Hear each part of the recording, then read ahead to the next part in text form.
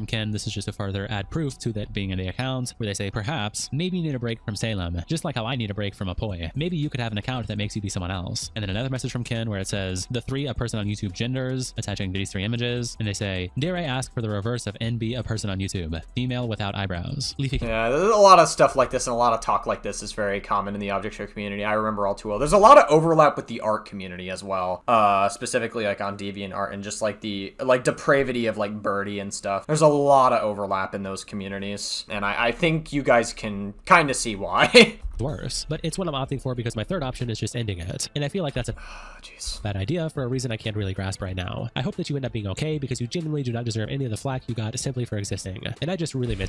Unfortunately, I think we need to have like a bit of a deeper conversation. This is a lot more common in the object show community than some people may realize. I'm not even kidding. Like, I ran into people like this a lot during my time there. There were a lot of people who had self-esteem issues and like low self-esteem. I almost worry about like regular normal people part of the object show community that are exposed to this kind of stuff, because when you're dealing with all this stuff, like especially at a young age, when like someone is venting to you about like extreme mental health issues at a young age, there's a legitimate psychological thing that can happen where you get like some form of secondhand trauma, especially at a young age too. Like a lot of these people are as young as like 13, 14. Like I was probably like 12 to 13 during my time in the object show community, maybe like 14 as well. I think very, very young ages that you're exposed to these topics. It's very that shit can fuck with you like growing up. Like that's like when you go into your like adolescent years, that's like very, very like impactful. Like obviously like it's kids doing it to each other, but I do think we need to have a conversation about like the mental health of what